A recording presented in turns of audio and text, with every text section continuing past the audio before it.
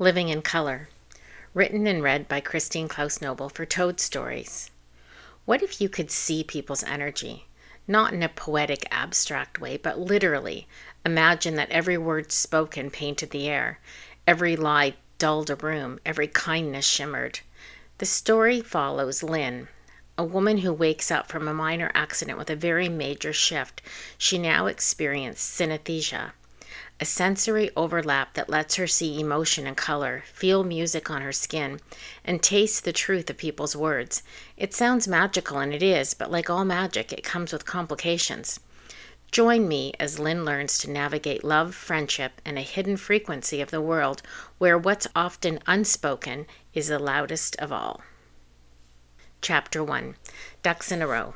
Lynn stood in the middle of her bedroom holding nearly two identical pairs of black leggings, one with mesh panels, the other with a hidden phone pocket, and made the kind of decision that felt oddly important. Mesh is still hot girl hiking, she said to herself, tossing the pocketed ones into the open weekender bag. Functional yet flirty. Buttricks snorted from the doorway unimpressed. I know you hate it when I leave, Lynn called over her shoulder, but I am not carrying your highness up a mountain. The tiny King Charles Spaniel blinked slowly, her judgment clear. Since being renamed Buttricks in a moment of playful exploration, the dog had leaned hard into the diva role. Lynn pretended not to care, but the truth was she didn't like how the dog always gave her that look, you'll be back when you're tired of pretending look, especially when it was right. She zipped her toiletries in a satisfying whoosh, spritzed a bit of face mist, hydration even in the wild, and double-checked that her eyebrow pencil made it into her side pouch. Just because she was going on a nature hike didn't mean she had to look like a washed-out extra from a camping commercial. Feeling really good about taking time off her office job and her one-night-a-week bartending gig. Work hard, play hard. That was her mentality. Trevor was supposed to pick her up at 7 a.m. sharp tomorrow. He had even offered to bring her a smoothie and a coffee. That alone had earned him some bonus points. He was older than her usual type, 35, a financial analyst with hiking boots and a surprising ability to roast a marshmallow without burning it. Outdoorsy, funny in a dad joke kind of way, and lately, more consistent than most. He had hinted, twice actually, that he was ready to delete his dating profile. Lynn wasn't sure what that meant for her. She wasn't anti-relationship, she was just lifestyle loyal. She loved her space, her routine, her freedom, her city, her bar shifts, her girls, and, her dog. Still, she was giving this a shot. She'd shaved, she'd packed protein bars, she even cleared Monday off just in case the weekend turned into something worth lounging after. From the kitchen, she could hear Jess laughing at something Cassie said, music and wine already flowing. Lynn glanced at her phone. Text from Trevor. You sure Buttricks can't come? I promise we'll take it slow. She smiled, thumbs flying. You haven't seen her pout in the wild. She's a decorative dog, not a trail warrior. My roommates, Jess and Cassie, will make sure she is fed and watered. See you bright and early. Bag zipped, outfits laid out, hydration tabs packed, ducks officially in a row. What could possibly go wrong? Lynn padded into the kitchen just as Jess popped open another bottle of rosé, already wearing her weekend starts Thursday grin. Look at you, Cassie said, leaning into the counter in a vintage tee and no pants. Ready to go into the wild woman of the woods with your finance guy? Lynn smirked. First of all, he's not my finance guy. Second, I expect this house to be still standing when I get back. No promises, Jess said, raising her glass. I mean it, Lynn said, pointing a perfectly manicured finger between them.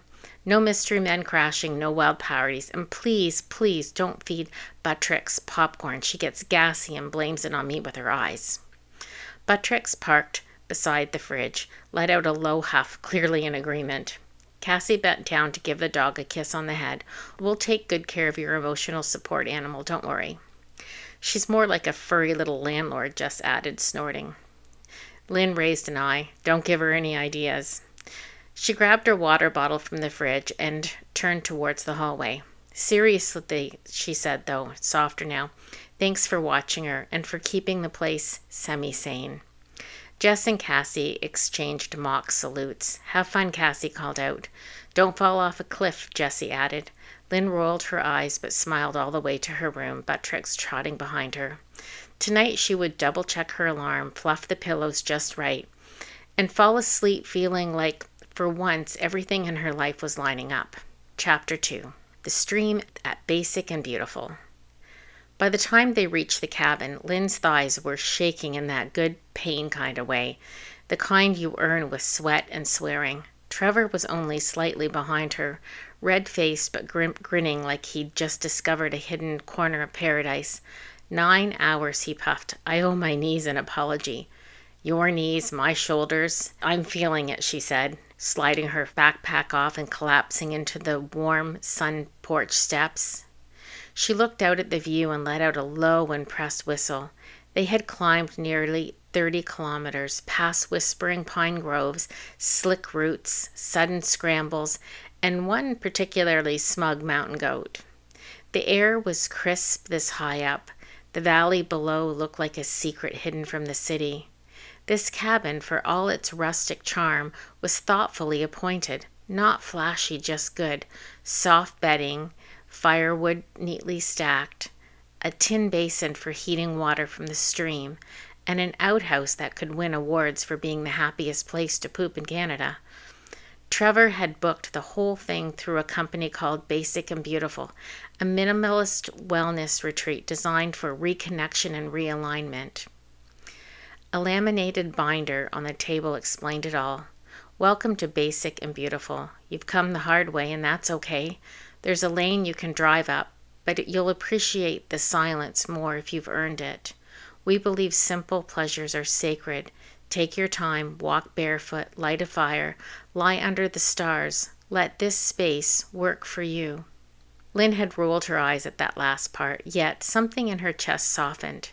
That evening they ate lentil stew by firelight, wrapped themselves in thick quilts, and listened to the hush between the trees. Lynn found herself thinking, maybe this could be something. Trevor was funny, kind, capable. He made her feel seen without being dramatic about it. And when she fell asleep, her last thought was how comfortable the cabin was, even how good the mattress felt, the sheets against her skin. The next morning, Trevor handed her a mug of hot tea and pointed towards the stream. Apparently, walking in this stream barefoot is a wellness thing. She raised her eyebrows. "Like a cold plunge for your ankles?" "Exactly, but pretty." And it was so pretty. The stream shimmered with light, sun filtering through the leaves, catching on every ripple. Smooth stones of green and gray peeked through the rushing water, and dragonflies hovered like tiny little jewels. Her feet slid into the stream, the cold catching her breath. She let out a small gasp and turned to laugh. They walked slowly, arms brushing. At one point, Trevor reached for her hand, and she let him. A few steps later, she turned to say something about how she could actually feel her body letting go, and that's when it happened. Her heel caught on a mossy stone just slightly, enough to unbalance. She reached out instinctively, missed, and slipped backward, her head cracked against a large boulder hidden near the stream's edge. A white flash. The sound of water surged louder than it should, then nothing. She didn't remember the helicopter. She didn't remember Trevor scooping her out of the stream and yelling into the emergency radio stashed in the cabin's supply box. She didn't remember asking the paramedics if they saw colors too, but later, much later, she would remember the feeling just before it all went black. The moment where the water turned lavender and her name tasted like citrus on her tongue. Chapter 3. Colors in the Quiet. Lynn came to with the kind of clarity that made no sense. The light above her bed buzzed softly, humming in a pale orange, and she could feel it in her teeth.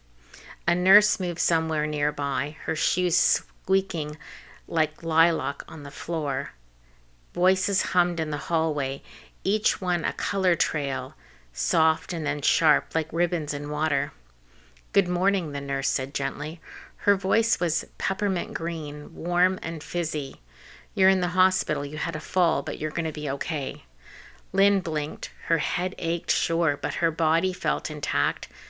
The real issue was with her eyes, or maybe her ears, or maybe reality itself, because everything people said left behind colors. Not metaphors, not a vibe, literal colors. Tints and pulses and movement she could almost taste. She asked to see a specialist before she asked for water. I think my eyes are broken, or my brain, or both. The tests began. The scans, the lights, questions, all normal. No brain bleed, no vision loss, nothing explainable. But the world remained painted. When music played from the hallway, a soft classical piece she couldn't name, the ceiling turned a hazy coral, and the air filled with the smell of fresh linen and lemons. When the night shift nurse hummed, her voice spiraled into delicate blues. Trevor came back the next day, wide-eyed and visibly shaken, yet calm in a way that settled her. Before he opened his mouth, Lynn felt his presence sketch across the room like smooth amber. When he spoke, the words tasted like honey and the smell of barley. "Hey," he said, getting a proper coffee for her. "You scared the crap out of me." She smiled. "You're very soothing. You should consider whispering into jars and selling them as candles." Visitors arrived in waves. Her roommates, her parents, a few co-workers, and her brothers, Jamie and Richard, on different days. That was a mercy. When Jamie walked in, the entire room shifted. His voice came in sticky greens and greasy shadows like motor oil and basement mold. Lynn's mouth filled with the metallic bitterness that made her pull away without realizing. The colors he brought with him stuck to the walls long after he left. It threw everyone off, even Trevor, even the nurses. Yet she was the only one that knew why. 2 days later, her other brother, Richard, visited, and as soon as he entered, everything lightened. His presence was the color of a sunbeam on clean sheets, a blend of bright yellow and open blue sky. His words made the room feel bigger, easier to breathe in. Lynn asked the nurses to only allow one visitor at a time after that. It was in a quiet hour with Richard, her head elevated, light filtered through the blinds, that she began to understand what this was. Not a curse, not a glitch, a gift. "You're different," Richard said, fidgeting slightly. "Not in a bad way, just calmer. You feel clearer." "You feel like light," Lynn said, surprising herself, "like joy." "Are you in love?" He paused, then laughed. The sound swirled gold in the air. "Yeah," he admitted. "His name is Sebastian. I didn't think I'd tell you like this." Lynn reached for his hand. "I'm glad you did." They sat in silence, warm and pulsating with color. Richard told her more about Sebastian, about moving in, and the kind of love that feels like a well-made sweater you never want to take off. And Lynn knew it was true, not just because of his words, but because his colors didn't lie. Later, Lynn asked Richard about Jamie. He sighed. "Jamie's struggling, got in with the wrong people. I didn't want to say anything until we knew for sure, but it's not good." Lynn nodded slowly. "I know, I could feel it before I even saw him." Chapter 4. Home Refrained. The house smelled like rosemary and lemon when Lynn stepped in. Her mom had arrived the night before to open the windows, fluff the couch cushions, and run a mop over the kitchen floor, with the kind of attention usually reserved for crime scenes or holidays. A pot of chicken soup simmered on the stove, and the hallway nightlight, normally ignored, glowed a soft lavender hum. It should have felt comforting. Instead, Lynn stood in the doorway, stunned by how different everything looked, or more accurately, how it felt. Words still painted the air in color. The light hummed in layered tones, and emotions moved through people before they even opened their mouths. Trevor helped bring in her things, speaking in that calm, amber way of his. "Looks like your mom left no dust unturned." "I'm shocked she didn't regrout the shower tiles," Lynn muttered, rubbing her temples. The headache had dulled to a background throb, like an old song stuck on low volume. From the living room came the high-pitched jingling of a tiny collar. Buttricks appeared, ears bouncing, tail already mid-swing. "Oh my gosh, she looks like she's been brushed," Lynn said, crouching down. "Twice a day, apparently," her mom called from the kitchen. "She's got her own little spa schedule now." Buttricks pranced up and licked her hand, and Lynn felt a familiar warmth. But when her mom leaned over and cooed, "Come here, my sweet honey bun," the entire room lit up, like literally. A burst of peachy gold and strawberry pink flooded the space, shimmering like sunlight on a bubble. Buttricks all but levitated into her mom's lap, tail ablur. Lynn blinked, stunned. "What did you just call her?" "Honey bun," her mom said, scratching behind her dog's ears. "She likes it." "I think she loves it," Lynn whispered, sitting down slowly. Trevor raised an eyebrow. "Everything okay?" She turned towards him. "Okay, this is going to sound nuts." "Hit me." "When people talk now, I see colors. Not metaphorically, actually see them. And I think it's emotional truth or tone or something. I haven't worked it all out yet." Trevor nodded, not flinching. Lynn exhaled. "When my mom says honey bun, the colors light up like a sunrise. It's joy, like real joy. But when I say Buttricks," she paused, shaking her head, "it's murky like pond water. Even the dog doesn't like it." "You're saying she's been offended this whole time?" "Deeply and spiritually, maybe even legally." Trevor chuckled, his laughter trailing soft honey gold. Lynn smiled grateful. "Do you believe me?" "I don't know what I believe," he said honestly, "but I believe you." That evening, after the dishes were washed and Buttricks had been tucked into a throw blanket with a biscuit, Lynn sat on the couch with her mom, sipping peppermint tea and trying to find the right words. "I need to tell you something," she began. Her mom didn't look up from her knitting. "You're pregnant." "What? No, ooh, Mom!" "Well, you're being dramatic about something," she teased, "so it must be either a pregnancy or a tattoo." Lynn gave a tight smile. "It's about the fall, the injury." Her mom stilled, needles mid-click. "I'm okay," Lynn said quickly. "I mean, my tests are fine. Physically, I'm healing, but something's different with how I perceive things." "Go on," her mom said. "When people talk, I see colors, literal colors, and I can feel the truth or the weight of what's being said. And sometimes I can taste it, like words have flavor." There was a long pause. Her mom gave her a sympathetic smile, the kind reserved for children who've had one too many juice boxes before bedtime. "Oh, honey, that's just the concussion talking. Your brain's been through a lot of it. It'll pass." "No," Lynn said quietly, "I don't think it will." "Well, we'll just keep it just between us," her mom said, patting her head. "No need to tell your co-workers or anyone, really." Lynn nodded, even though a sharp blue-gray cloud bloomed behind her mother's words. Dismissal always had a cold aftertaste. The next morning, Trevor arrived with a cardboard tray of coffee and a paper bag from her favorite cafe. She met him in the door with leggings, a hoodie, and lip gloss. He deserved some effort. "You brought me lemon loaf?" she asked, peeking into the bag. Trevor grinned. "I remember things." She took the cup and the pastry, then paused. This time she didn't rush the moment. She placed the bag over her heart and looked him right in the eyes. "Thank you, Trevor," she said slowly and deliberately. "I so appreciate this. You've made my day. Great start. So kind." And just like that, the space between them shivered. A warm golden hue unfurled from her words and wrapped around him like sunlight through sheer curtains. She could see it land. She could feel it register. Trevor blinked. "Wow. What? I don't know. That just felt like more than just a thank you." Lynn smiled, because it was. Later that week, the house was quiet for the first time in ages. No blenders, no guest footsteps, no overlapping conversations, just the three of them, Lynn, Cassie, and Jess, tucked under blankets on the couch with mismatched mugs of tea and half-eaten trays of cookies. The show playing in the background was one they'd watched together a dozen times before, comfort TV. Normally this would have been grounding, but tonight something felt off. Lynn watched the way Jess kept rewinding the same scene, not laughing like usual. Cassie scrolling absently on her phone, lips pressed too tight. Then it landed. "So," Cassie said casually, stretching the word like gum, "we were just kind of wondering about the utility bills." Lynn set down her mug without reacting.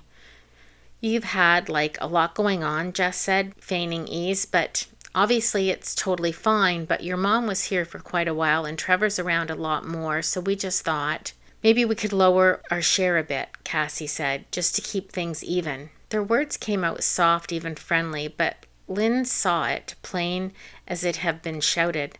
The dull haze of swampy green and gray curled around the room like fog of a dirty lake. There was tension beneath the tone, resentment, subtle, but it was there. Lynn inhaled quietly and kept her face neutral internally, though, and thoughts snapped to life. She was thinking, like, my mom cooked food for you both. She cleaned the house top to bottom. She even folded your laundry when it was left in the washer. You were fed, you were cared for, and now you want a discount on utilities? But she didn't say it. It wasn't about the dollars. Not really. It was something else. Cassie and Jess weren't bad people. They were reacting to the unspoken shift, to the upheaval, to Lynn no longer playing her old role so predictably. The resentment was real and it needed air. That's fair, Lynn said aloud. We can talk about it. She watched the colors soften slightly, still present but less acidic.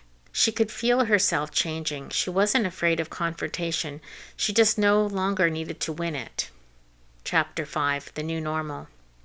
The tests were over, the scans, the specialists, the poking and the blinking and being asked, how many fingers do you have up now, by people in lab coats and pastel scrubs. Everything came back normal. Thank God for free health care, Lynn thought more than once. She couldn't imagine paying out of pocket for all those appointments and all those specialists, each one telling her the same thing, nothing's wrong, and yet something had changed forever. The headaches were gone now entirely. No pain lingered, no fog, no dizziness. Just one other thing, the not-so-small fact that every word she heard still bloomed into color, that music and emotions painted the air, that certain names still left a taste on her tongue. If anything, it was sharper now, more refined, less chaotic, more readable. Going back to work felt like walking onto a new set wearing an old costume. She kept her camera on for Zoom meetings to appear normal, but it didn't help. Even through the screens, voices still carried color, muted and dimmer than in person, but still there. The colors didn't come with flavors, yet there was a consistent rhythm, patterns she could learn. When her team lead was annoyed, his words turned coppery red and shrank at the edges. When her co-worker lied about her internet cutting out, Lynn saw the watery grayish-blue swirl that had become the signature shade of avoidance. It wasn't exact science, more like emotional weather forecasting. She kept notes. At home, things had shifted quietly. Honeybun, officially now renamed, officially adored, had become her emotional anchor. They walked longer each day. Lynn noticed how the dog lit up around others, especially Trevor. She didn't say anything about it, not even when she opened her dating app one morning, looked at her matches, and closed it without hesitation. 10 minutes later, she deleted the profile. No ceremony, no announcement, just a knowing. This is someone I want to stay curious about. Trevor's family barbecue felt like a soul massage. Kids ran barefoot. Music played from a Bluetooth speaker. His aunt made lemonade from scratch. Every person Lynn met glowed with colors that felt honest, some loud, some quiet, but all rooted in truth. It was the opposite of being in the room with her brother Jamie. Her younger brother's visits days earlier had left her breathless, not from love or nostalgia, but from the weight of him. His colors were like bad oil, thick, muddy, full of residue. She hadn't been surprised to get the call that he'd been arrested, charged with trafficking, the darkness that had been rising off him like smoke from a fire you can't see yet. Was this a gift? Most days it felt like it, a strange, sacred awareness, but not always. Political rallies, for example, were unbearable. The hate that she saw and tasted in crowds, that was suffocating. She left one early, nearly vomited behind a food truck. Even her favorite cafe now gave her a bitter chill. The barista, who always smiled, wore rage like perfume. Another staff member radiated grief so loud she couldn't finish her drink. But the mall? Oh, the mall had a secret. The janitor, older, sun-worn, quiet, often unseen, he moved through the tiled halls with a broom and a grace that filled the space around him with something Lynn couldn't quite describe. His colors shimmered, soft blues, honey golds, warm whites, clean, true, and kind.